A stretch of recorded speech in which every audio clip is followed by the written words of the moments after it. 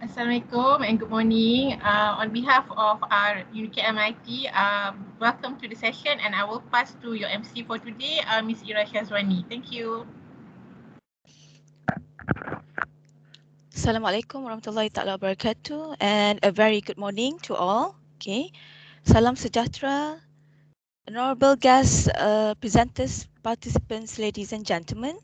I am Ms. Ira Shazwani Zainal Abidin from University Kuala Lumpur, Malaysian Institute of Information Technology.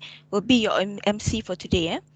Welcome to the joint workshop and knowledge sharing session of UniKL MIIT and UiTM Cawangan Terengganu. For your information, we are connected via Microsoft Teams currently, and it is my pleasure to welcome everyone this morning, and I would like to thank you for joining us today. With your presence, we hope that this joint workshop and sharing session will be a fruitful and engaging event. We shall start the ceremony shortly. Please stay tuned with us. Thank you.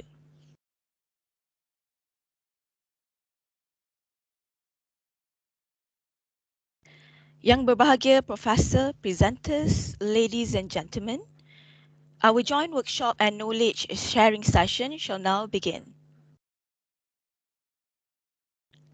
Yang berbahagia Associate Professor Dr. Zaliza Awanglung, Dean of UniKL MIIT. Yang berbahagia Associate Professor Dr. Dahlan Abdul Ghani, Head of Section Research and Innovation, UniKL Malaysian Institute of Information Technology. Yang berbahagia Dr. Mohamad Rivai Muhammad Ali, Ketua Pusat Pengajian FSKM, UiTM Cawangan Terengganu Kampus Kuala Terengganu. Yang berbahagia TS Dr. Rajeswari Anak Perempuan Raju, Ketua Unit Penyelidikan dan Jaringan Industri UiTM Cawangan Terengganu Kampus Kuala Terengganu. Yang berbahagia TS Dr. Hasiah Muhammad Elias Omar, Pensyarah Kanan UiTM Kuala Terengganu, academicians and beloved self. Ladies and gentlemen, welcome to the joint workshop and knowledge sharing of UniKL MIIT and UiTM Cawangan Terengganu. I am Ms. Shazwani Zainal Abidin from University Kuala Lumpur, Malaysian Institute of Information Technology, will be your MC for today. For your information, this workshop will be a collaboration with UniKL MIIT and also UiTM Terengganu. In this workshop, the trainers and also speakers are from UniKL MIIT and UiTM Terengganu. The participants are academicians and also students from UniKL MIIT and UiTM Terengganu. Besides that, this event will be a good starting point for national research collaboration with UiTM Terengganu, and it can also gain MIRA points. Furthermore, I'm sharing with you some of the objectives of the workshop. Number one, it is to promote UniKL MIIT's expertise and also to gain knowledge from UiTM Terengganu. Number two, it is to promote research culture in publication among academicians in UiTM Terengganu and UniKL MIIT by publishing research publications such as journal papers, conference proceedings, and also book chapters.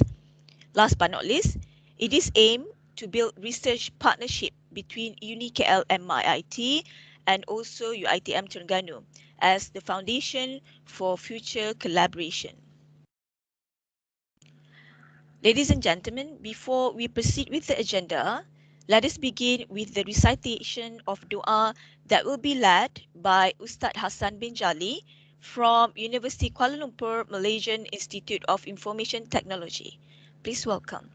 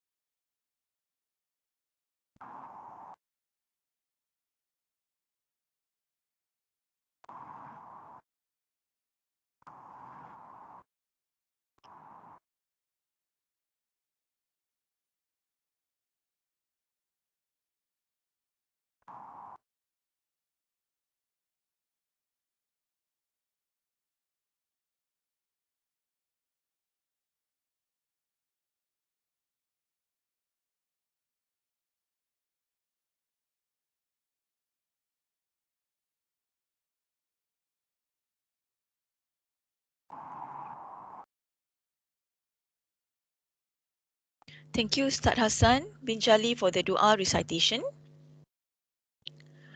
Yang berbahagia professors, presenters, ladies and gentlemen, to begin the ceremony today, we are pleased to have Yang Berbahagia Associate Professor Dr. Dahlan Abdul Ghani, Head of Section Research and Innovation, UniKL Malaysian Institute of Information Technology, to deliver his opening remarks. Please welcome. Thank you, MC Madam Ira Shazwani. Can you hear my voice? Is it okay? Yes, we can hear you. Okay, sure, thank you.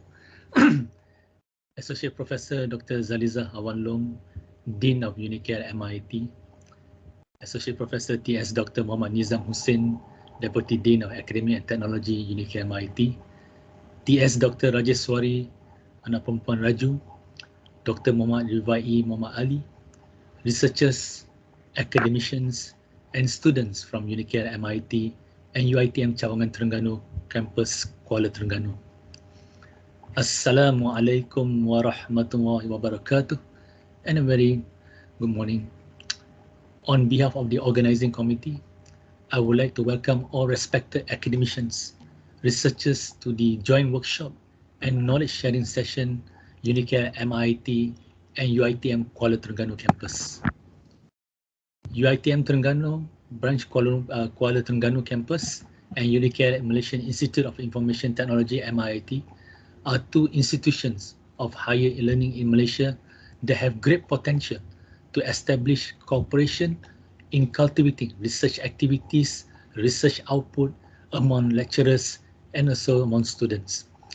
Various academicians in the field of research and development activities, including innovation, such as creating matching grants, research workshops, innovations, publications, academic conferences, and etc., can be carried out jointly between the two institutions.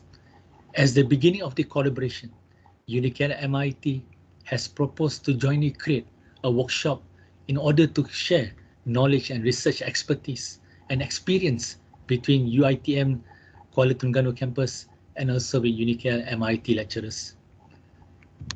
Respected academicians, with the implementation of this workshop, we hope that it will create a good synergy and also a good relationship between the researchers of the both institutions that can produce as well as a catalyst to continue the next collaborative activities. From this event, we hope that we can promote and broadcast research works from some of the academicians in UniKL MIIT and also from UiTM Kuala Terengganu campus. Also to form collaboration between academicians between UniKL MIIT and UiTM Kuala Terengganu campus, and also provide a platform for researchers to interact, to discuss and expand network for possible collaboration on the current and emerging research projects. And of course, it's also to showcase the ongoing and completed research projects by UniKL MIIT and UiTM Kuala Terengganu campus researchers and students. I sincerely hope that we will enjoy and also able to dilute as much as possible knowledge and information during this sharing session today, and hope we can also establish a strong network between UiTM and UniKL MIIT. Thank you for your participation and hope you enjoy this knowledge sharing session. Thank you so much, and Assalamualaikum warahmatullahi wabarakatuh. Thank you very much, Associate Professor Dr. Dahlan Abdul Ghani, for the welcoming remarks. Yang berbahagia professors, presenters, ladies and gentlemen.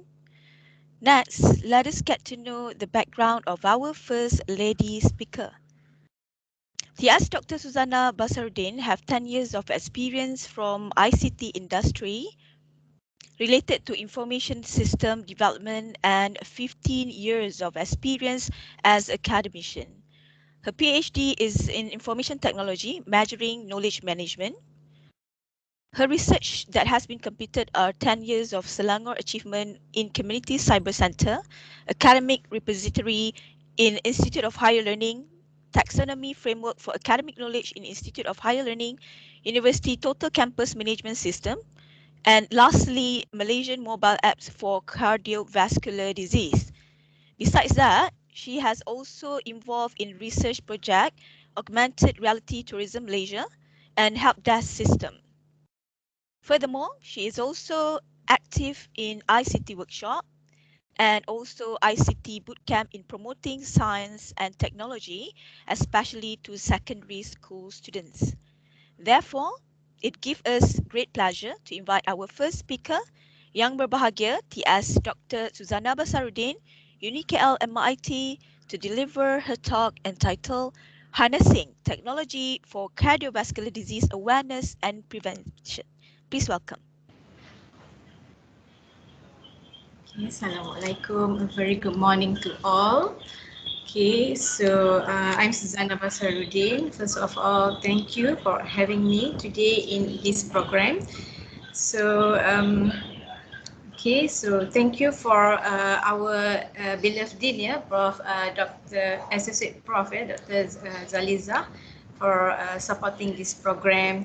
And then we have also TS Dr. Nizam and Associate Professor Dr.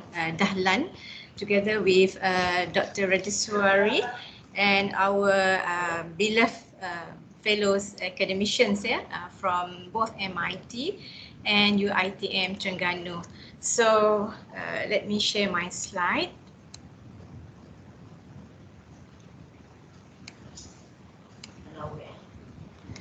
All right.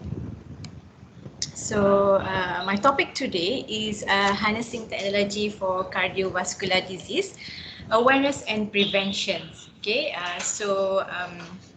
this is I think just a short presentation from me of what I'm doing now related to research. So let's look into what I'm going to cover today. Right, I have introduction part where I'm going to talk about the disease, the impact, the scenarios, research gap, aim and theories, and then I'm going to share about proposed solution whereby there are National Cardiovascular Disease Database, the Framingham Risk Model, and the mobile app solutions. And then we're going to look into the method and design before the conclusions.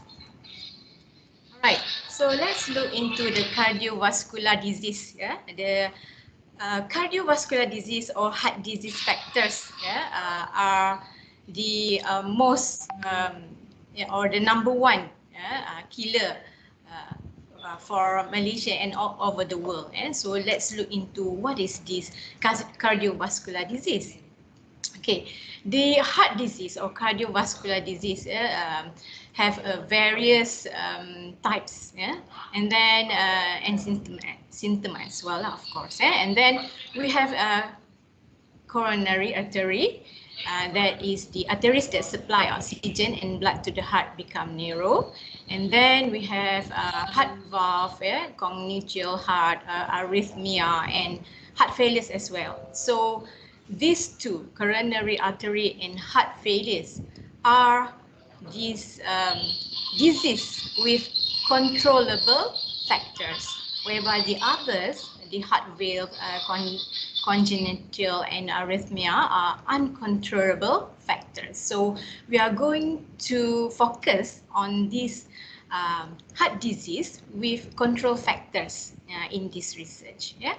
So talking about heart disease, it's also called ischemic heart disease, IHD, or myocardial ischemic or coronary artery disease. So this disease characterized by reduced blood supply to heart. So as a result, coronary artery narrowing. This is due to this atherosclerosis, right? Okay, so how is this situation crucial. So we are going to look into the NCDs. So NCDs is non-communicable diseases. Okay, so consists of cardiovascular or heart diseases, diabetes and cancers.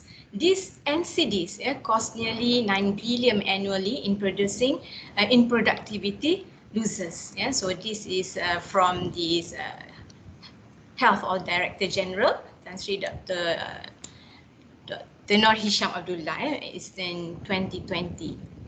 Okay, so focusing into the cardiovascular or heart disease itself.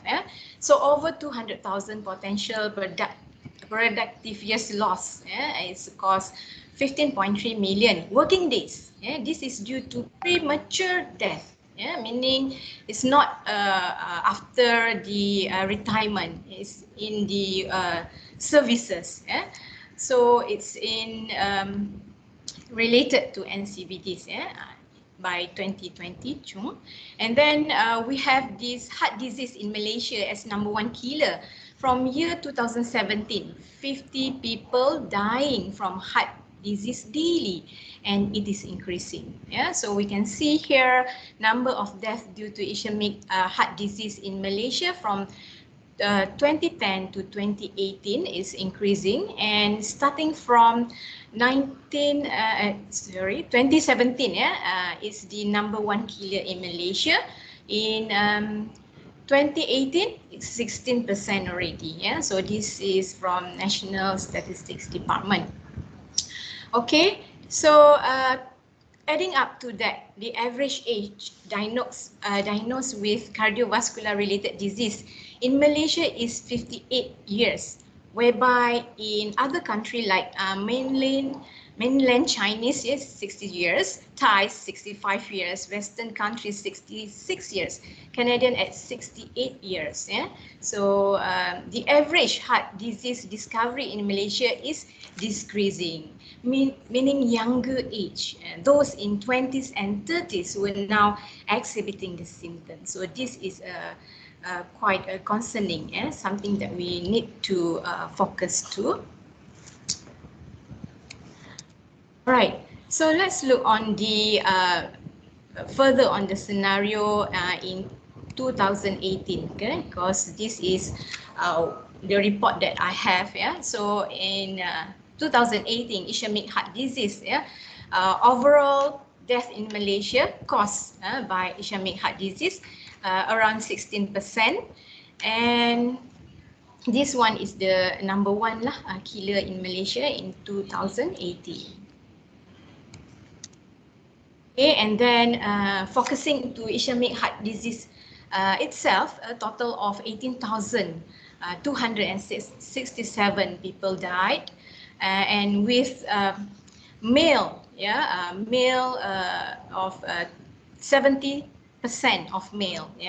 This total also, from this total also we have Bumiputra 62%, and looking into the geographical, we have the report of 65% urban people died from this ischemic heart disease. So average death per person is 50 people, and then the death or by age group is on age 41 to 59 years, we have ischemic heart disease 19%, and over 60 years is 16%. Okay, so looking into the scenario of treatment or expert for public, we have in Klang Valley high burden of heart disease among people. For this Hospital Sedang, so Hospital Sedang is the second highest heart center workload after National Heart Institute. However, the expertise force is limited to only 2 consultants and 5 clinical specialists that serve daily 250 patients, and with other treatments, angiograms and coronary angioplasties on 25 to 30 patients. So this is a source of from Hospital Sedang by 2020. So let's look into what studies have been done in Malaysia, and I've collected these studies prominent in around 5 years, current 5 years research. So we have here modeling knowledge, health belief, and health promoting behaviors related to disease prevention among Malaysia. Okay, this is published at 2021 by LIMBC. So the results is suggesting perceived barriers, perceived benefits, providing family history of CVD and screening intentions. This is to enable young adults to engage in health promoting behavior. So indirectly, it's showing that young adults, students in higher institution, has less engagement in health promoting behaviors. And then we have this Prof. Dr. Sazli Kasim, the consultant cardiologist, in 2020, revealed that Malaysians have failed to acknowledge that heart disease has been the leading cause of death for past 20 years. Okay, next one we have this Ahmad. So Ahmad was doing the awareness of the risk factors for heart attack among general public in Pahang, Malaysia, and published the research in 2020. So the outcome is the poor awareness of risk factors for heart attack. Most respondents recognize only one modifiable risk factors. Programs and strategies to raise awareness, it is suggested for program and strategies to raise awareness of modifiable risk factors to protect the lay public from heart attack. And then we have Amini, was doing the public health concern, knowledge and awareness of modifiable CVD risk factors in Kuala Lumpur, and published in 2018. So the findings reveal that poor level of knowledge and awareness about modifiable CVD risk factors, and then the practice is suggesting the practice of risk reducing behaviors, because it was very minimal. Okay, finally, from Alderwood, this one is not from Malaysia, but it suggests that ICT helps circumvent the shortage of healthcare clinicians, managing healthcare and enhancing safety awareness of users through various internet related opportunities or alternatives like e-health, m-health and telecare tools. Right. Okay. So what are the awareness programs that we have around? So we have the Heart Foundation of Malaysia raises awareness of CVDs. We have Institute Jantung Negara actively providing information, awareness program in their page, Facebook page. And then we have National Heart Association of Malaysia, focus mainly on the activities related to this personnel in this related to cardiovascular disease. For example, this year they are having this conference to present on these findings and to share whatever that they have. So we have also primary and secondary preventions of cardiovascular disease 2017. So this one is actually from this Ministry of Health websites. So they have some documents related to cardiovascular, whereby people can have it. And in 2017, they came out with this one, primary and secondary prevention of CVD 2017. If we can look into the contents, very extensive of what is cardiovascular disease and how to overcome the preventions, and also Okay, so let's look into this, the contents of this. And so they have this introduction of what is cardiovascular disease. And then preventions of CVDs, estimation of global cardiovascular risk, quite intensive of related to cardiovascular. Okay. All right, so that's the awareness program, the alternative or information available for cardiovascular awareness in Malaysia. And when we look into what is available in the market, mobile apps, we can have these few mobile apps related to cardiovascular, where most of it have this information about cardiovascular disease, but most of it in English.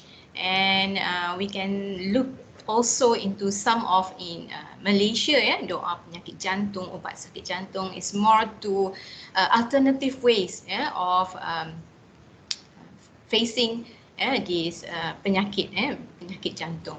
And okay, for all those heart disease mobile apps, is mostly about information, some with this calculator of risk. So we'll talk about calculator of risk later.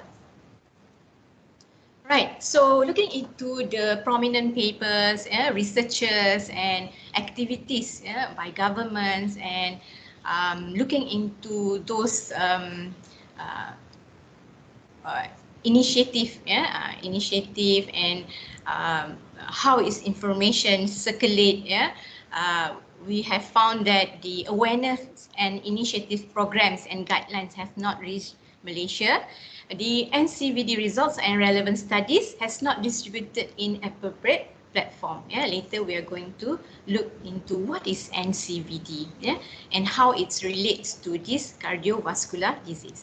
And then the most important thing, we have less exploring on content design, technology delivery and preference that give impact to the audience. Even though we have all those programs, alternative, we have these mobile apps, all of this is not enough or not reaching the targeted people, whereby the community, and that's why we can see in the previous studies, we can see a very low awareness. It's not, they are not practicing a very good or healthy lifestyle.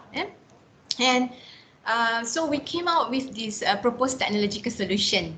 So what we have in mind is to provide or propose the technological solution that appropriate with appropriate contents, delivery and preference that can reach Malaysian. For example, how is the content should be? Which one? We have a lot, and if we want to go for mobile apps, we should prioritize which one could give impact for this awareness and prevention. And how is the delivery? Is it in terms of the video? Is it in terms of the top-down or bottom-up delivery or distribution? From the top-down, it could be from the medical practitioners or organization that concern about their staff, and then from bottom-up, it could be from any of these people, interests, or NGOs or association related to this cardiovascular disease. And then the preference, the preference of people. Do they like to have the mobile apps, or they would like to any face-to-face activities, webinar, or anything related to these alternative or programs of awareness and prevention of cardiovascular disease. And we would like to use the technology and design that give good awareness and prevention. So how? So how is this technology and design? The best of it, integration of this technology can give the good awareness and prevention to our community. Right. Okay, continue with this implementation. Yeah, we have looked into the theory of health belief model (HBM) by Rosenstock, ET et al. 1950s. So this theoretical model is to guide health promotion and disease prevention program. This is Rosenstock is psychological.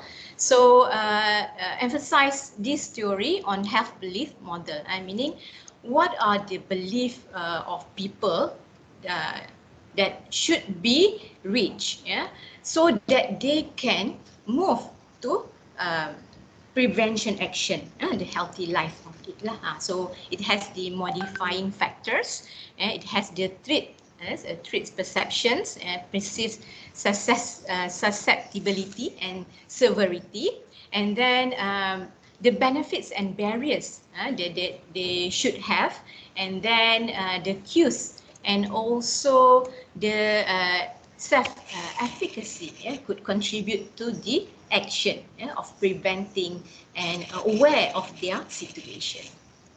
Okay, there's other theories as well, but we find this is very suit to this the cardiovascular disease. So, proposing the solution, we have mobile apps as to propose, and the target is the public who have not yet experienced a cardiovascular event. So we have focused into these two items first. So the first one is mobile apps as a tool of awareness with 10 years risk using Framingham risk model calculation. So this is a calculation that provide a 10 years risk, and then we have these mobile apps with local risk values. So this one we get from Malaysian National Cardiovascular Database. So with this tool, already we have developed it and we put it into the mobile apps. So this mobile apps is the prototype is to be tested, and so that we can get the result for to test on the people with people that have non-CVDs, non-CVDs symptom or non-CVDs patient lah. So we want to test on them either this one give impact. Do they believe or give impact of these two tools? And then we want to also get a survey from non-CVDs patient on awareness, the content design, the technology delivery and preference. Also, we want to get some feedback from CVD patients, because they know that what could be cause this disease, and how to, if they have to change, what are the things that it should focus to for changing this situation. So this one from patient, another one is from non-CVD patient, and we would like to also have in our mobile apps CVD prevention guidelines and treatment information, at least a link for that people can have everything that they want in this mobile app. So all of these are to accommodate the perceived susceptibility, severity, perceived barriers, perceived efficacy, and perceived benefits to our solutions. Okay, so now I would like to explain about NCVD database. What is NCVD database? It's from the National Heart Association of Malaysia. It's used to store collection of records related to incident of cardiovascular disease, meaning these are all from the patient, CVD patient. So participants are 15 Ministry of Health from our 15 hospital nationwide. So we can see from Alostar to University Malaya Medical Centers. So how could we reach this database is by this annual report. So consists of summary by criteria such as mortality, risk of patient by age, age group, gender, ethnic group, smoking, diabetic, BMI, and hypertension factors. So the latest one is 2016 report lah. So we can get all those scenario in Malaysia in this report. So on the proposed contents, I mentioned about Framingham model. So Framingham risk model is coronary heart disease. Formula that will generate protection of 10 years risk calculation. So it being recognized worldwide and is claimed as the best tool of heart related risk assessment. And that's why we can see a lot of mobile apps is incorporate this risk calculation model, and it's also approved by these clinical practice guidelines, whereby they are also using this Framingham heart study model. Okay, so the other contents or approach that we would like to put in is to look into these collaborators. So which are the collaborators that would give more impact if we collaborate with them to distribute our apps and distribute our information in the apps, by which impact. So which are these impact is the most influence the belief of people. Is it a family, society, organization, and country? And by which tool? Projection of risk on NCVD data, etc. By which technology? So we have mobiles, we have face-to-face, we have webinar and websites. So which one? And by which cardiovascular factors? Okay. So the proposed design, the earlier proposed design was having all these cardiovascular risk calculator, Malaysian cardiovascular risk screen, and then these two is the highlights lah of these mobile apps.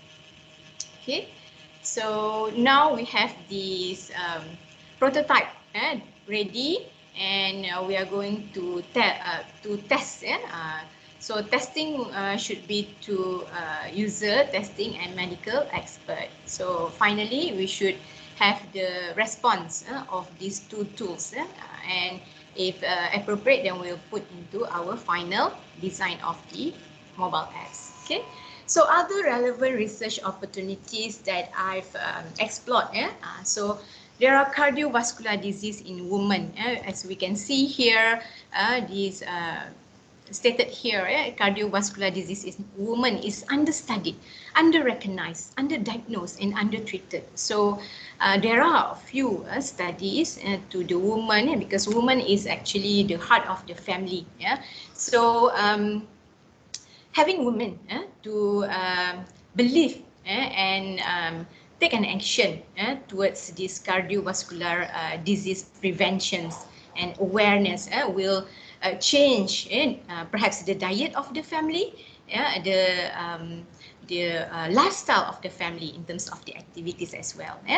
So cardiologist Dr. Oliver Gilbert 2021 suggests 3 opportunities for engaging with patient digitally. We have they propose patient portals where allow them to access electronic health records, all their information about their health, and the analysis of their health in their patient portals, and then they can have the smart technologies such as phones and watches.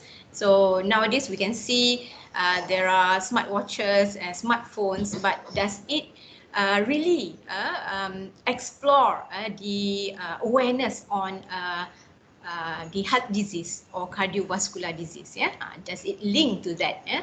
The medical technologies that allow us to remotely monitor patient, so such as cardioverters and defibrillators. Okay, and then we have these opportunities of collaborations of Institute Jatinegara, hospital, National Heart Association Malaysia, and businesses. Of course, if we approach businesses that go for this product towards this cardiovascular perhaps we are going to get some support from them and fund perhaps to really look into this awareness or prevention program. So far I've talked to the NCVD, so National Heart Association Malaysia. So far looks like that it is quite difficult to have this collaboration with them, because the NCD database is actually involve all of the experts in these medical expert lah, cardiologist lah of Malaysian. So they are very busy with their workload, as we can see just now. Hospital Sedang have very busy, overloaded patients related to cardiovascular disease. So, but they aware of my initiative towards this awareness. I've talked to them, and they support. So I think we have to get another collaborators lah. And I've talked to Dr. Kaha, which from Hospital Sedang. He's the head of cardiologist of Hospital Sedang. He also very fond of this initiative, but so busy to get him, and we can continue with this Dr. Kaha. And Institute Jantung Negara, I've not approached Institute Jantung Negara for any collaboration. So I've not approached Institute Jantung Negara and businesses for collaborations. So other opportunities would be the integration with IR4 technologies. So perhaps you could have the cloud, AI, IoT, big data, VR or AR. And then finally, we could have these explore the opportunities of having this awareness theory for cardiovascular disease with in Malaysia with the use of technology. So for this round, I have not came into specific awareness theory or model for cardiovascular disease in Malaysia, right? So I think that will be all from me for our sharing session today. So I would like welcome any discussions, any suggestions related to this study. For the time being, I also welcome any members that interest to join me in this study. Thank you. That will be all. Okay, Thank you very much, DS Dr. Suzana. Okay, so now we open up for the Q&A session. Is there any questions from the audience?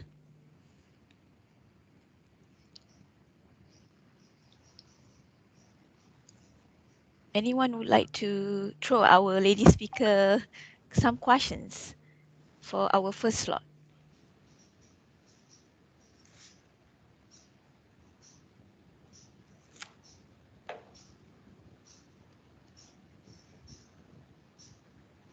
Okay, no questions?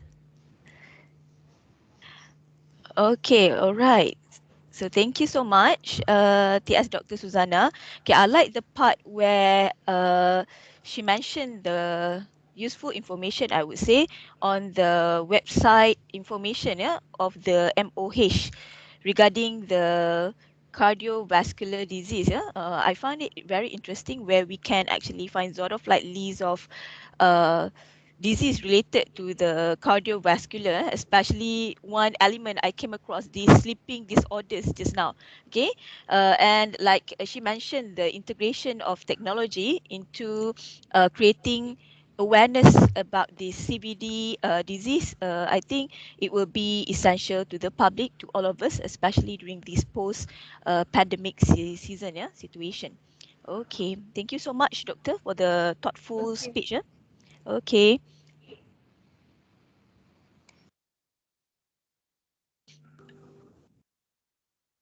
Yang berbahagia, professors, presenters, ladies and gentlemen. Moving on, let me introduce to you a little bit about our second speaker. TS Dr. Abdul Hadi Mohamad is a senior lecturer at UniKL who has working experience in the Europe and also Middle East, while his research interests are mainly in computing, healthcare, and e-commerce. He also authored E-commerce Beyond the Pandemic Coronavirus, released in 2020 recently. Apart from that, he received a PhD in Information System and Computing from Brunel in University London in 2017.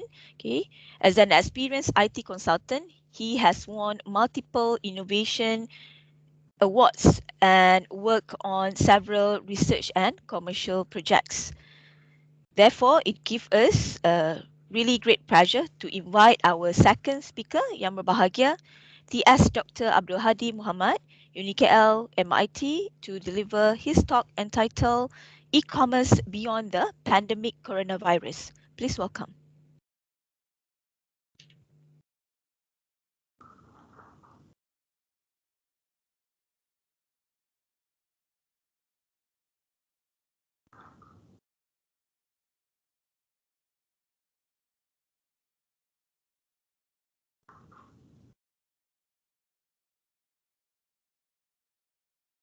Okay, is our second speaker here? While waiting for our second speaker, I would like to give some quick information, quick reminder with regards to our sessions today. Okay, there have been a form, a feedback form, that has been shared in our chat room session. Okay, so you might actually want to give some feedbacks by filling in the form during each of the session. I mean, right after our sharing session. Okay, all right. So, Dr. Hadi, are you there? I'm here. Hi. Yeah, all right. So, So mine will be the next floor is one. all yours. Yes, the floor is all yours. Please welcome. Oh, sorry. Okay. I have to plug in. Can you give me like 2-3 minutes? Yeah.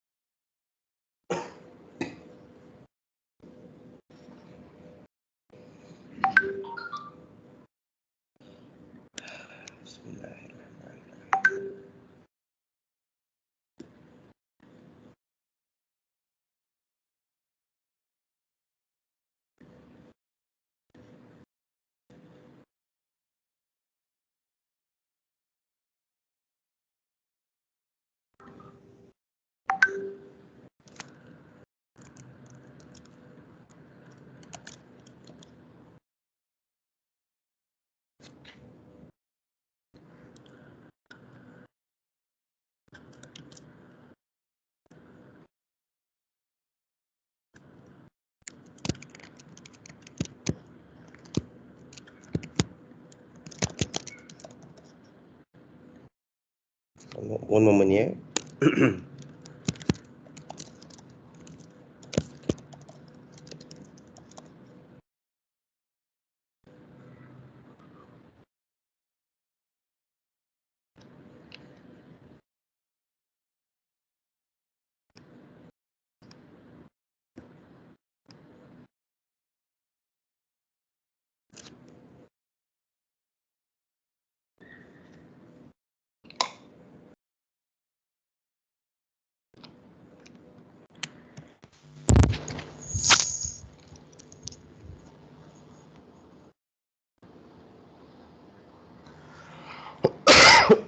Bismillahirrahmanirrahim.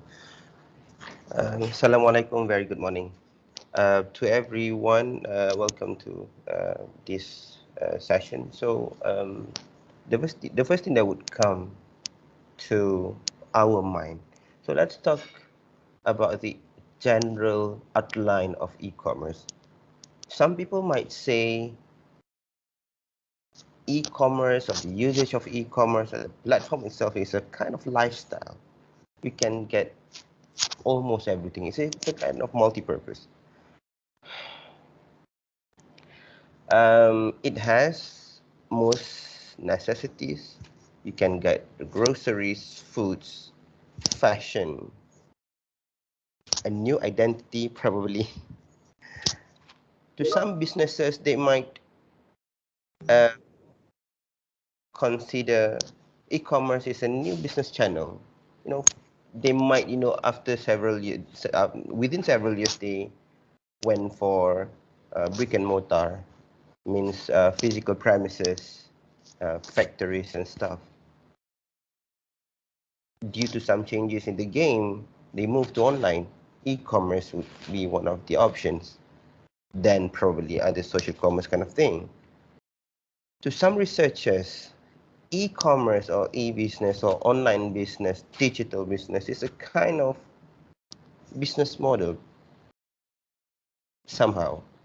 So it's not really a new way of doing business, but somehow an alternative ways. So let's talk a bit more today. My name is Abdul Hadi Mohamad. So we want to discuss about e-commerce beyond the coronavirus. We are not yet beyond the coronavirus. We are still going through the stages of coronavirus spread, and it's not Malaysian problem, it's a global problem.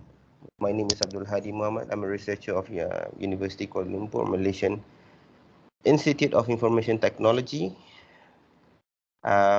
Welcome to the session. I'm very sorry if I have to stop in the middle of the presentation.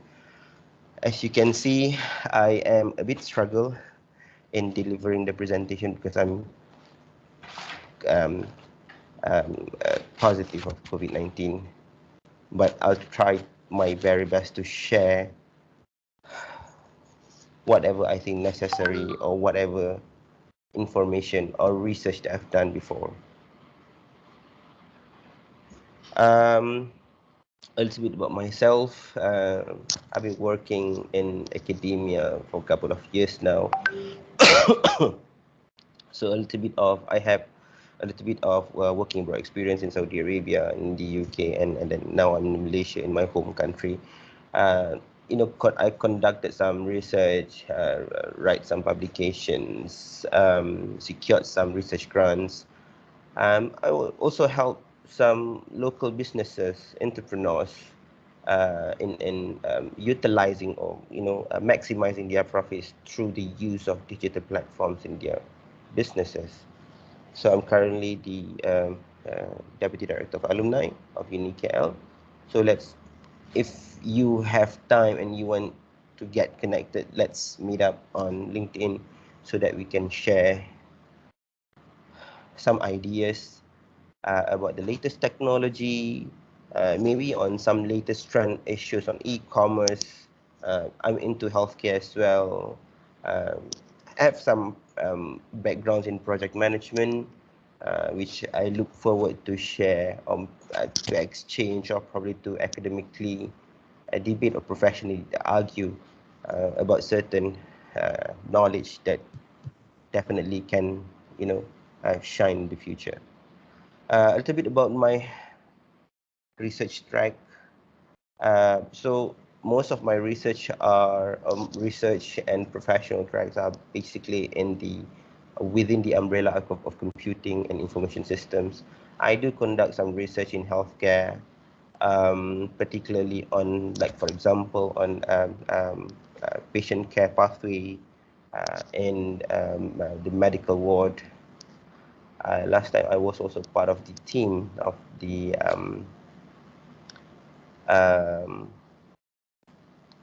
is an Unku Oman Newton project, is a UK project. I was part of the software tested team. So we test the product, the developed product after the first approval level from China, I guess. It was made by local researchers in University of Sciences of Malaysia. So I was part of this testing team to test major parts of the system. When we talk about my research on digital commerce or e-commerce or the digital business area, I would focus more on for example, the development of certain algorithms on recommender systems, for example. So when we talk about recommender systems, you might have an idea about when you purchase something, some products will be recommended either by the system or the algorithm engine. The recommendation engine might look into the sort of previous purchase history, or probably your profile might be almost similar with other users that might have similar interest with you. And then so there are other things that system might recommend to you according to a certain sort of interest that can help to understand and create your profile. So on computing, I would pretty much more on software engineering and like for example requirements modeling. I'm sorry. We can also talk about social network analysis on how we can discover a certain network architecture according to data. We can also discover social interaction among nodes, if we talk about network theory, among node servers and entities over the network. And we can also, I'm part of the process mining team in UniKL MIIT. We talk about how certain processes can be mined and can be and we can extract some insights out of the process established in the system, which we might use most of the time log data to understand the overall process of the system, something that we can explore more in the future. So I welcome everyone. Maybe you, if you have something that is matched with my research track, or probably you want to invite me for other research track that might be useful for your institution, I'm pretty much welcome everyone. So let's talk about e-commerce a little bit. I have to take like 20 or 10 seconds, relax for a while. Okay, so this is I would say, the momentum of two giants sort of platform over the web technologies. Um, some people might say one is bigger than the other, probably due to the promotion, due to the appearance. They appeared more than the other brands on television, for example, conventional network or conventional marketing channel than the other. One person might say, or a certain group of people might say, one platform is better than the other due to probably the usability of the platform through the services offered over the platform. So we can have those arguments along the lines, but this is somehow the comparison using the similar web.com, which highlights the traffic and engagement of these two. So this is the basic of the discussion on e-commerce that I will bring you later on. So when web and mobile technologies, definitely they have sort of different ideology or different acceptance. Some people might feel better if they go with web technologies, mean purchase something over the web than the mobile app. So this is the comparison based on the usage rank in Malaysia. So Shopee, for example, is among is the top one, then the Lazada. However, if we go for Apple, it might be a different story. I have not used Shein, the online fashion platform on Apple, because I'm not an Apple user. I used to be an Apple user, but not now. I'm an Android.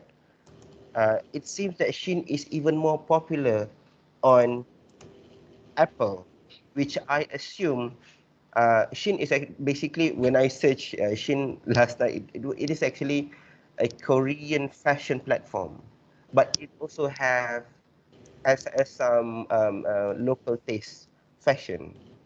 So presumably they have different. I mean, people on different platforms has different tastes and different interests. That is something that is worth for us to explore. Maybe due to the usability, maybe to the usefulness of the operating system itself, like Android versus Apple. So that's the operating system that we can talk about and we can argue about later. Okay.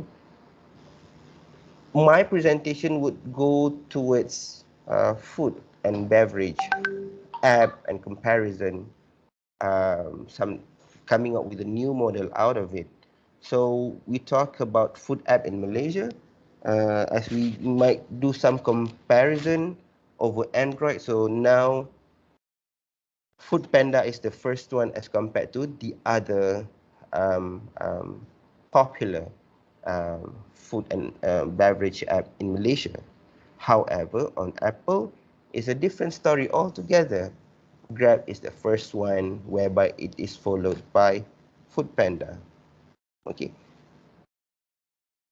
so this is this is web comparison. Sorry, this is food app, not on Apple. However, this is a comparison of two different platforms over the web technologies as food.grab.com and foodpanda.com.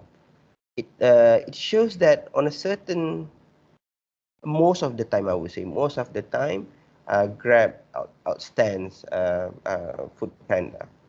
I mean, in terms of the engagement and traffic, and probably the volume of transaction that they might have.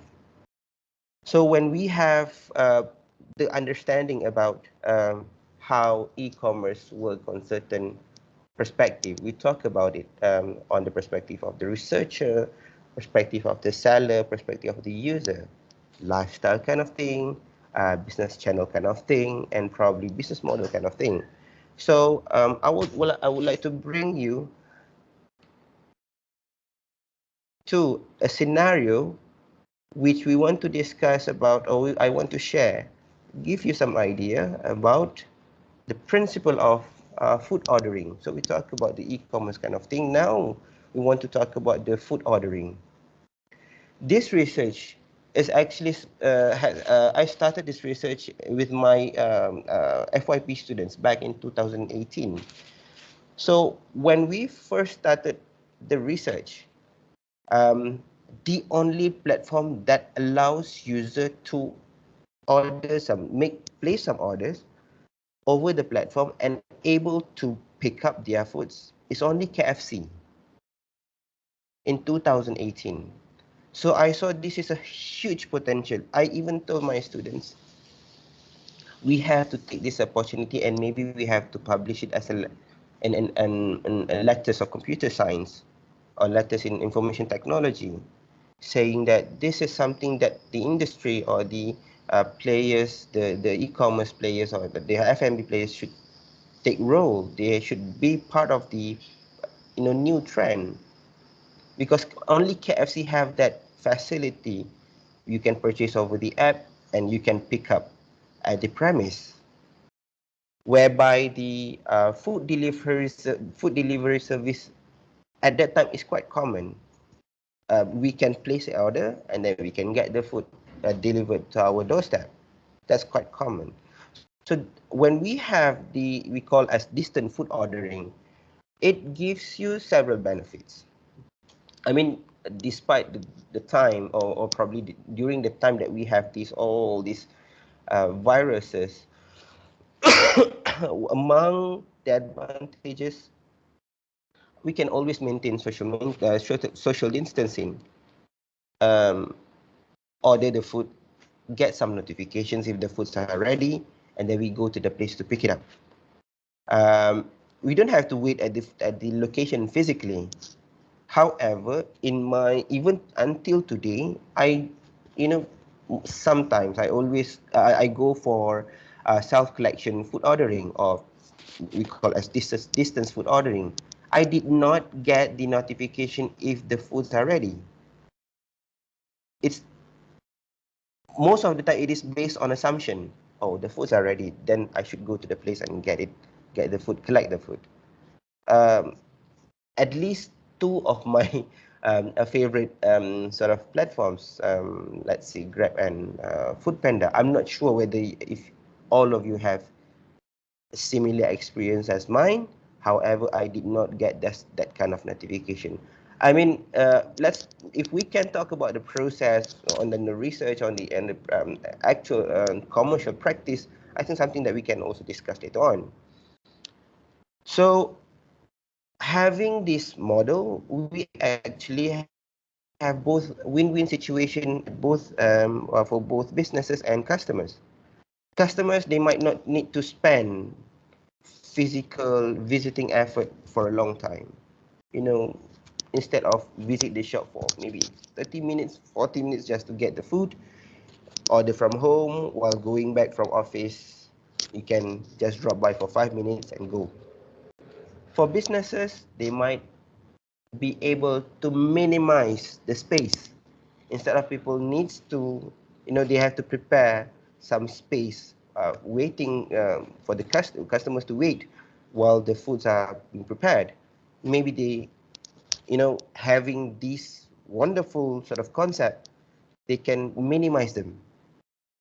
Okay. So at the same time, the customers can also minimize the delivery charges. Okay. Oh, I think the title is quite jumbled up. Sorry about that. Okay, save. All right.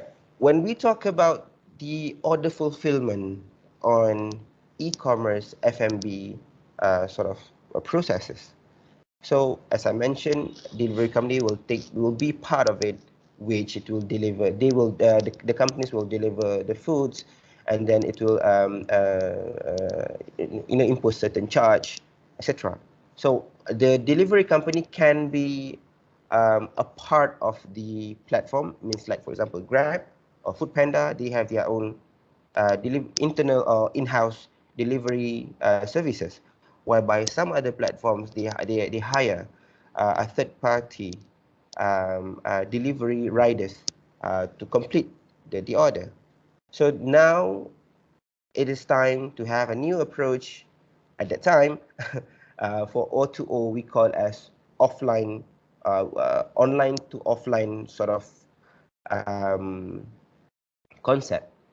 So I will switch to the paper instead because it has quite an interesting information on it.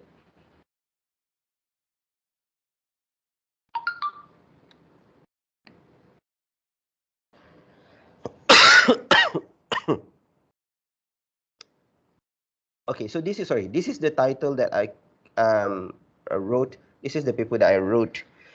This will be a preliminary study on e-commerce beyond the pandemic.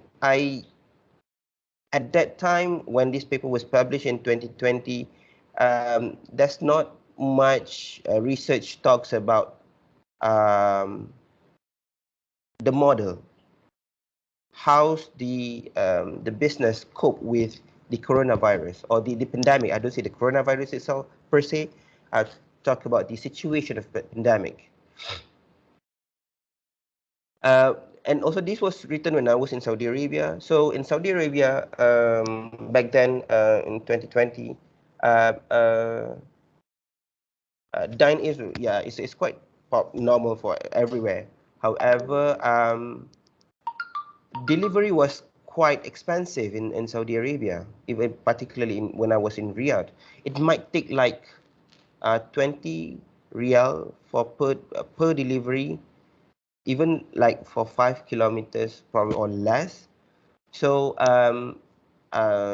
some people might, they feel comfortable if they can order from home while doing, because we are working from home at the time, and order something from home and then go and pick up the food without having to stay at the location more than 5 minutes or something like that. So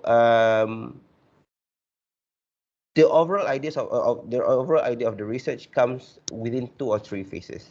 Number one, in 2018, as I mentioned, when we first discovered the idea of O2O, not really the O2 itself, the food distance ordering, and then another one is the COVID kind of thing. So it matches, and then I saw it has a huge potential to grow, because we are still in, as I said, we are still in the stages of coronavirus. Hopefully we'll end it soon. However, I don't see that the market will go back to the normal practice. I will see e-commerce, even in F&B industry, they will have a new pattern after this. Something that we can discuss later on. Okay. So these are among the businesses or the platforms of the 2 countries that that we analyzed. Last time Grab was not, they don't have the web ordering. Yes, Grab only available on app.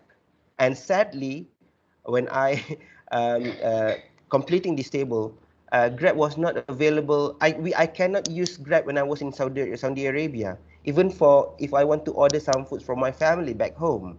So I think that's the reason why I excluded Grab from the list. But these are somehow popular sort of platforms of F&B that we analyze thoroughly as according to a certain sort of common success factors of e-commerce.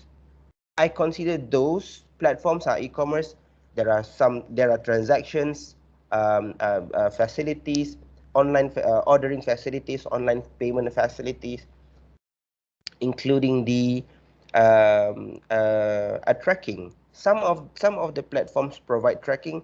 It's quite unusual for me, because whenever we order, we should be able to track the status of the order. However, certain platforms, they don't have that yet, I guess, at that time. So whenever we order, we just have to wait if the rider or if the delivery guy would ring the bell. So that's the kind of notification that I would get in certain place. So when we saw there are something that can be improved. There are some sort of lacking in terms of the concept itself. So we have this sort of process in place. The model of distance food ordering will talk about, or giving the ability for the users to actually give more information about the business. Somehow, on certain platform now, we can, because it is available now, we can give ratings to the restaurant, we can give ratings to the food itself. We might not be able to give rating on service. On Food Panda, no, we cannot rate the delivery. Although if the food is fantastic, the restaurants provide good, the correct order, might be the delivery might be the culprit. The food might be, all over the plastic and something like that. Electronic notification, we can discuss about either we can have in-app notifications, like all the notifications will be coming from the app itself, or we can get the notifications coming from the SMS. We have not received any notification through, and for me, I have not received any notifications coming from instant message platform, for example, WhatsApp, or Telegram, etc. Because not all devices would have those applications. However, SMS and in-app notification would be the most optimum ways to deliver the notifications to the user, particularly to the customers. Okay. So having those idea, the previous concept, when we want to compare, we as a group of researchers, we would love to see how the previous process would impact to the new one, to the new concept that we will develop.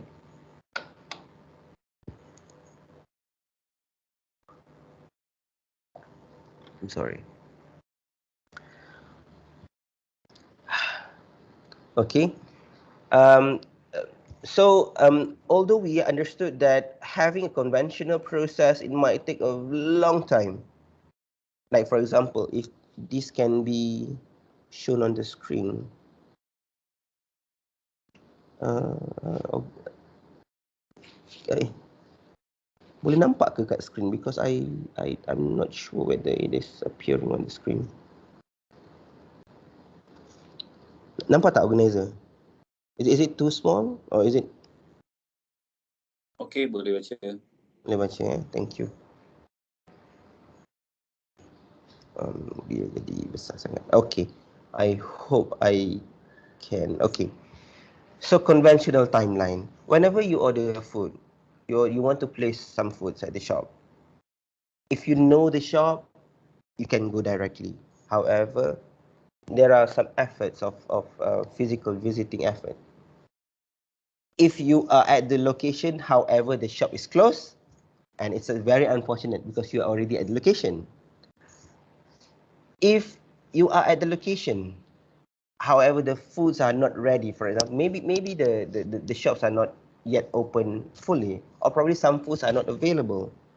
You already made some efforts to visit the shop. And if you order some foods, and the foods is there, I mean, the foods are available, the type of food that you want are available, and everything is good, you have to wait until the end. So there's I would say the possibility of, if we talk about the pandemic or if we talk about the coronavirus, there's a way we can limit them by simplifying the process, again, through distance food ordering. Everything is virtual, ordering is virtual, payment is virtual. However, you have options to go either to pick the food up or probably to get the food delivered. On this research, we talk about if the customer has the ability to go for self-collection to minimize the we call sort of delivery charges. Delivery charges nowadays are very expensive. I don't know why they are making money. Last time it was like to a certain place only like 5 ringgit, 6 ringgit. It becomes 8 ringgit on certain shops now. Even they have surcharge for apa kita panggil depending on the weather. If it's rainy days, rainy season, there will be an additional of 1 or 2 ringgit depending on the location. Peak hours, 1 ringgit additional, and they are making money. So I think as a researcher, this is our contribution. Maybe in the future, I would say, maybe in the future, we can have like common collection center. Like last time, we in my area, I think it has been popularized since like 5 years ago, which the items won't be delivered directly to you. However, there will be some collection center that you can go for. Like I think in Post Laju, they have this thing. They put some big boxes, storage boxes at certain location. In my area, there are under the MRT station.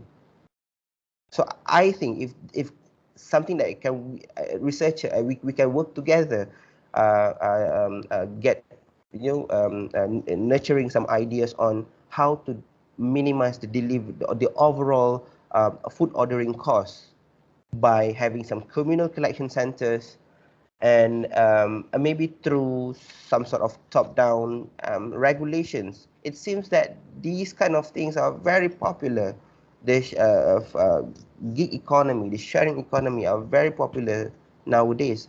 However, there is for me, from the perspective of the user, Even when I had discussed with HMDEC last time, they don't have any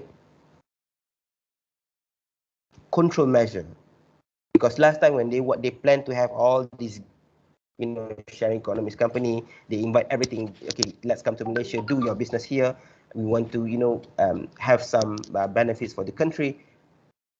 They plan to have that with less measurement on certain areas. So now we are having a problems. We are currently experiencing a problem where the food prices are very expensive due to all of these technologies. So another argument that I would like to bring, probably we can discuss together within the session, is last time um,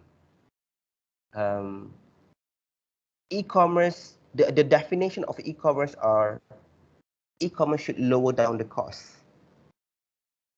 I think with this situation nowadays, the definition is different. E-commerce added up some costs. I would say maybe we can strengthen, or we can re-evaluate the meaning, true meaning of e-commerce by, evaluate the meaning, the concept of e-commerce is e-commerce might add some values, which costs is no longer the success factor of e-commerce. Because if we look into the previous definition, it is totally opposite.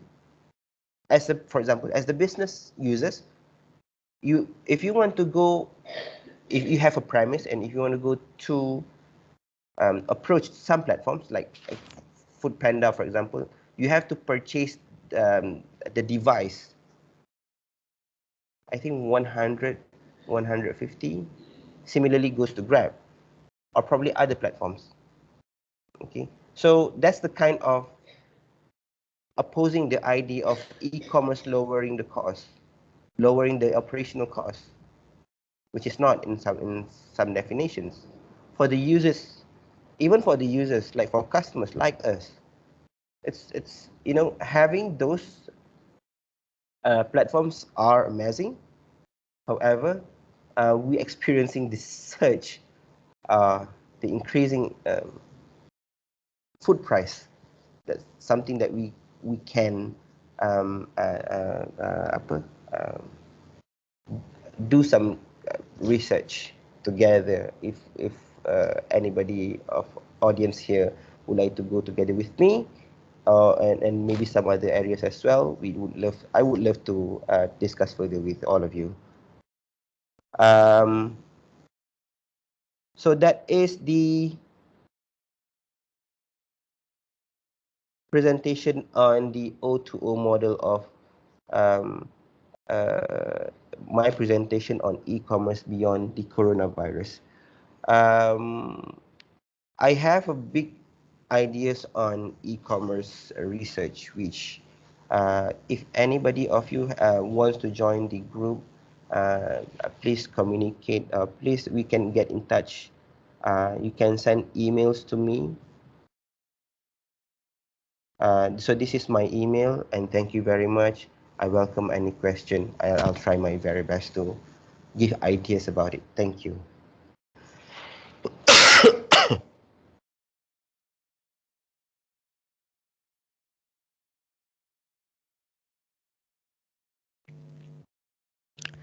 Thank you TS Dr. Abdul Hadi for such a meaningful talk. So now we open up the session for the Q&A. Is there any questions from the audience, from the participants? Feel free to drop our speaker some questions, yeah?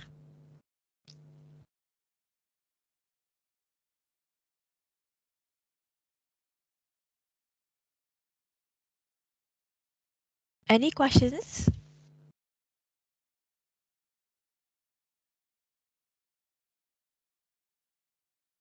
Okay, no questions.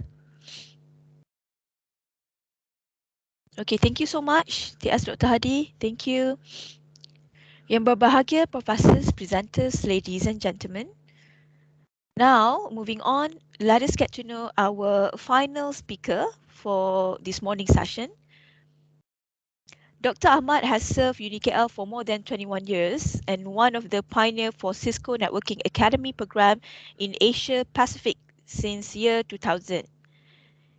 He is also trained in computer science, focusing on security, trust, and privacy in ambient assisted living at Toulouse Research Institute in Computer Science, IRIT, one of the largest joint research units, UMR, in France, where he received his PhD. Currently, he is leading the AAL research cluster in UniKL. Hence, it gives us pleasure to invite our final speaker for today's session, Yang berbahagia TS Dr. Ahmad Shahrafidz Khalid from UniKL MIIT to deliver his talk entitled Ambient Assisted Living. Please welcome.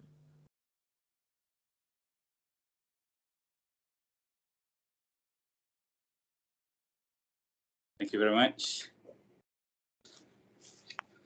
Okay,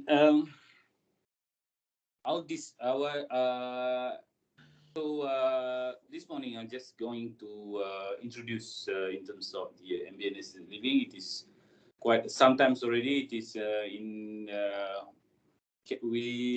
is in 2010, if I'm not mistaken, we started this ambient assisted living. However, in Malaysia, there is yet to have, very deep research on ambient assisted living. Therefore, that's why I initiate the cluster in UniKL. So, so for those from UniKL, maybe you have already this is something that is familiar already. But then for those who have not yet to see the presentation, so basically AL is we talk about this elderly person. So there is an increase in number of elderly person requiring special attention in Malaysia.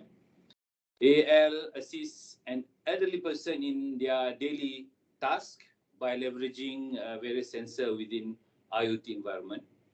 So AL involves multiple domain of expertise in identifying a possible solution to a specific problem in AL. I'll talk about it later. Therefore, by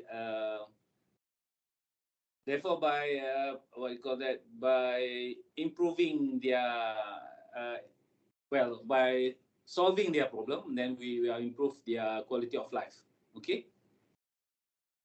So why AAL? So in most developed countries, for the last few decades, elderly citizens are placed in nursing home or healthcare facilities. Nowadays, the trend is that they prefer to fend for themselves at home. So they don't want to go to any healthcare facilities or nursing home whatsoever. So the issue has become a global issue and need to be overcome by all and not only developed countries. We will see later on why. So here we have the population pyramid. You can see that Malaysian, we can see here that we are here and they are already, in Japan and in Germany, they are already at the age of 50 and above.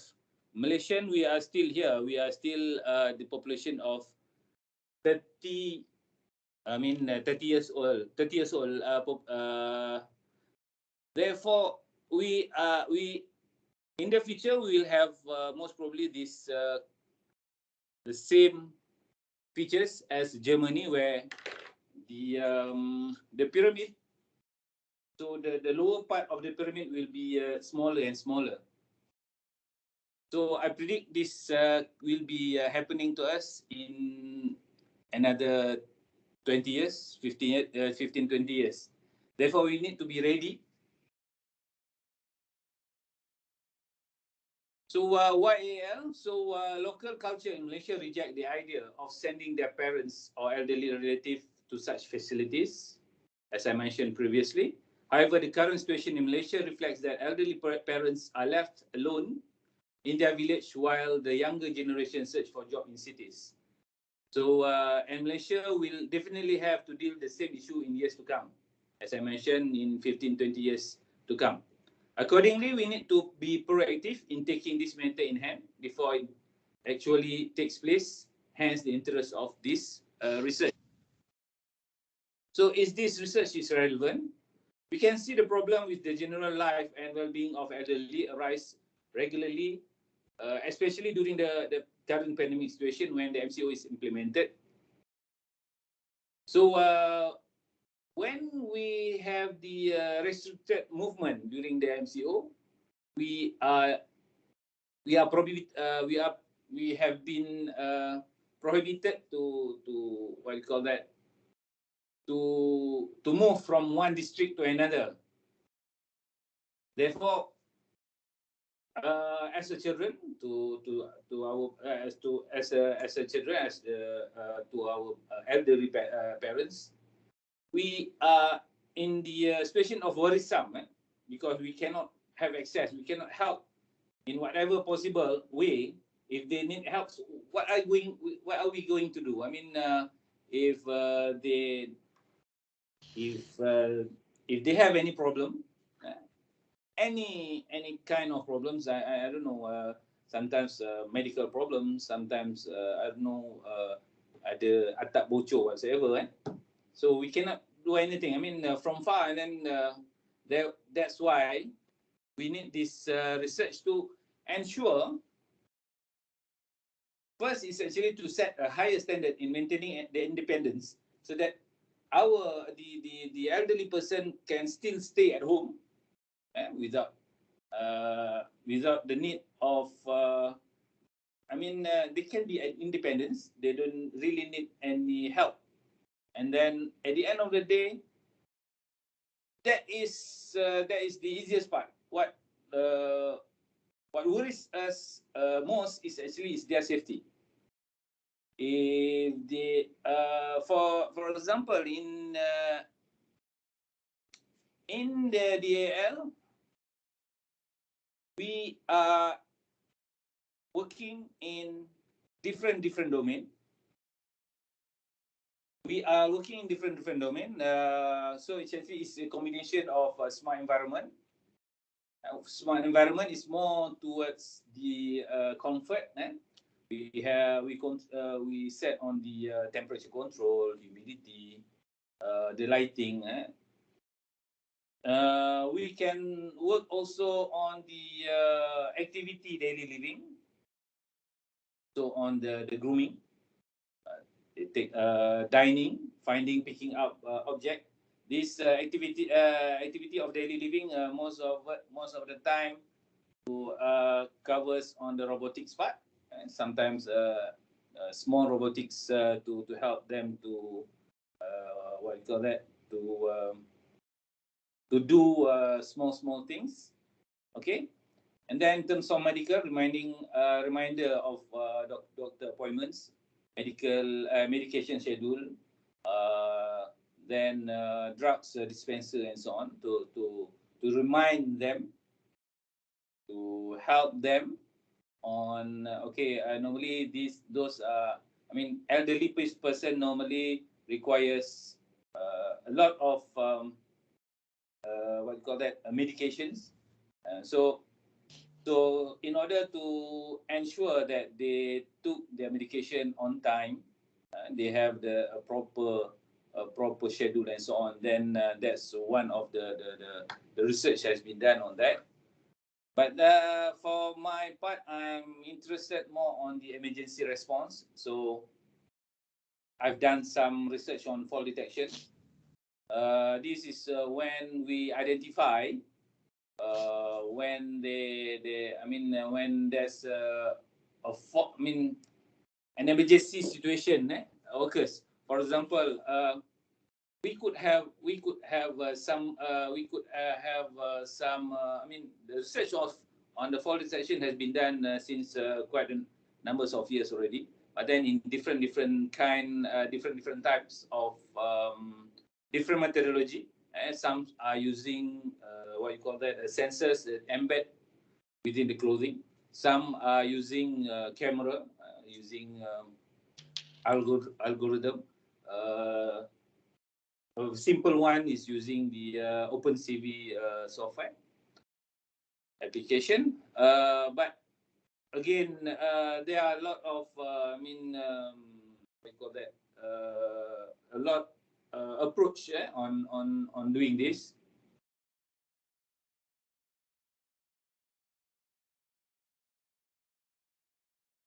Smart environment, e-medicine, e-health, and activity of daily living. Then we have this assisted ambient assisted living. So currently, so the mission of this ambient assisted living is actually to provide significant contribution to society in terms of quality research project in domain of ambient assisted living to venture a possibility collaboration with industries and in the international counterparts. So the objective is to improve autonomy, so that the elderly person could stay at home without us as children to be felt macam risau, and to enhance security. To enhance security is more towards, as I mentioned just now, if anything happens, so what are the things that should be done? And then the last one is to prevent social isolation. So just to share with you, some of the social isolation has been done in other parts of the world. Is one of the thing they have done is they not to convert lah. I mean, you need to pay for a service where you pay the postman. Some package, some amount of money so that they could pass and see your parents every other day to just to say hello, to talk to them, to discuss with them and so on. So that's what being done in the other part of the world. Currently in UniKL, there's me. More focusing on the security, trust, and privacy. So I'm working on the RFID localization privacy. We have AP Dr. Zaswiza, which is now based in RCMP. So more on the drug prescription, monitoring of health-related parameters and tools. There's also Dr. Zalhan, working on the artificial intelligence, and Dr. Mohamad Nizam working on the indoor localization. So with that, I finished my presentation. If you have any questions, please ask.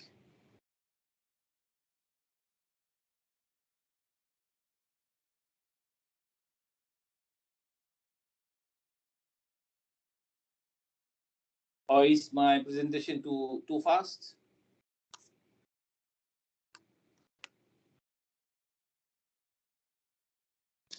Assalamualaikum, Dr. Ahmad.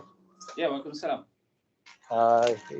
How do you see in terms of like to go further with your research in terms like to gain research grants, or how do you see is there any possibility or if we translate back into fundamental research at your area, as an example for FRGS and so on, is it possible kita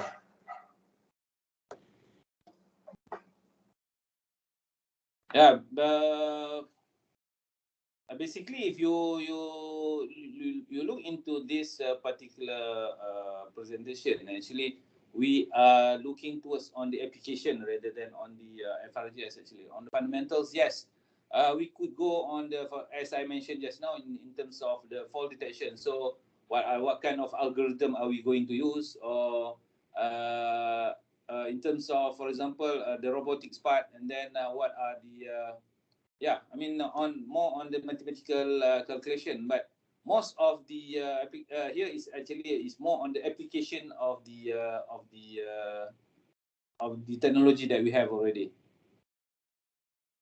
So mine is more on the what do you call that, applied research rather than the fundamental research. Thank you, Dr. Ahmad. Thank you. Thank you. Any other question?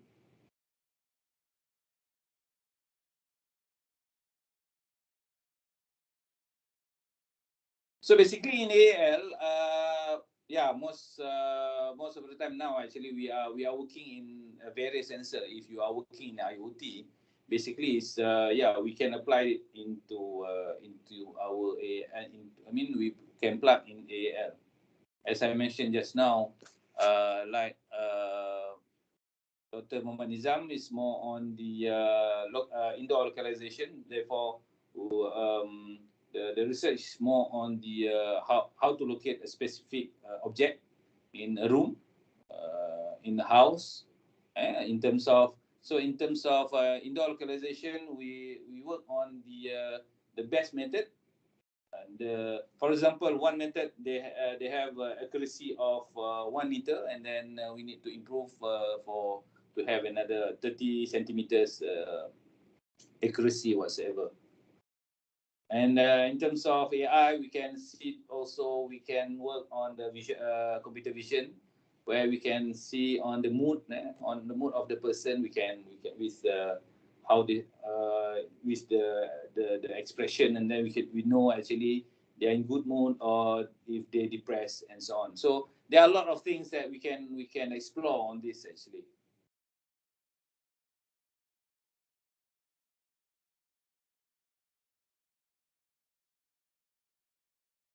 So if there's no more questions, and then I pass back to the pengurusi majlis lah. Thank you.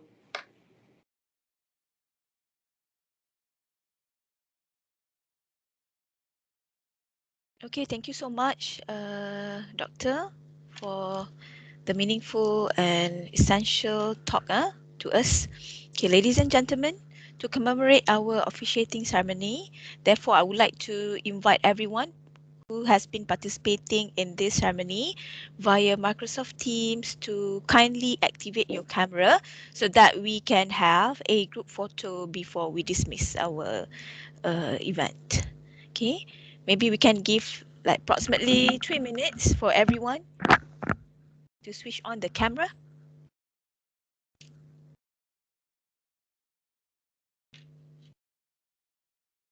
Okay, let's have more.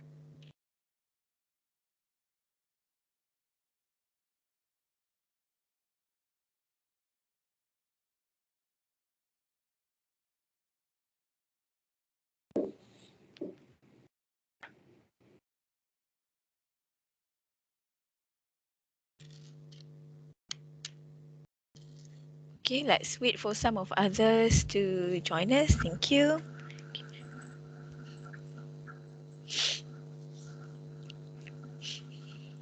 Oh, saya lupa background.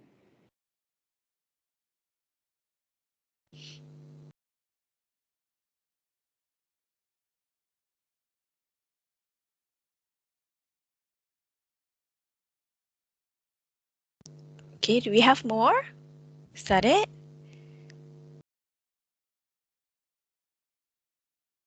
Okay, the rest, you might want to switch on your camera.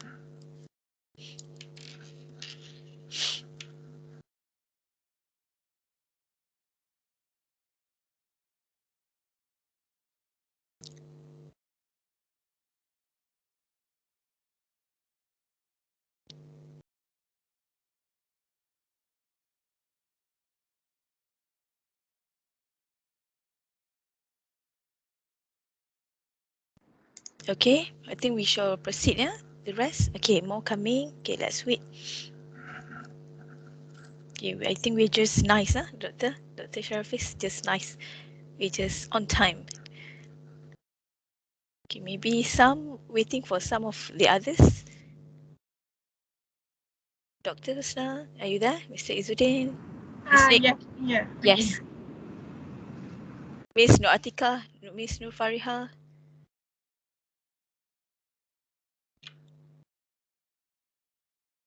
Dr. Aziza, okay.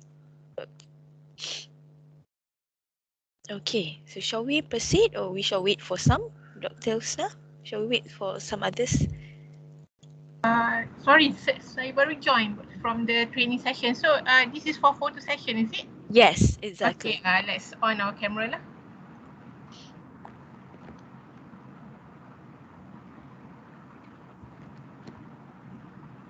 Okay, right, the rest? Okay. Maybe we should proceed, Dr. Husna? Yes, sure, of course. Yes, okay, all right. Yeah. On the count, yeah? Okay, wait, yeah. Okay, on the count, 1, 2, 3, smile. Okay, one more. Thank you, one more. Wait, yeah, give me secs. Okay, on my count, 1, 2, 3. Okay, thank you so much, audience. Thank you so much, participants. Okay. Yang berbahagia, professors, presenters, ladies and gentlemen. The photo opportunity just now brings us to the end of the ceremony. On behalf of the organizing committee, we would like to thank everyone, all of you, for joining us in this ceremony. Ladies and gentlemen, therefore, we will continue with the presentation, with the talk by this evening. Okay, thank you so much and Assalamualaikum warahmatullahi wabarakatuh. Thank you so much, everyone. Take care and stay safe. Thank you. Bye. Thank you. See you guys at Thank 12 you. o'clock. Thank you. See you in the evening. Bye. See you. Bye.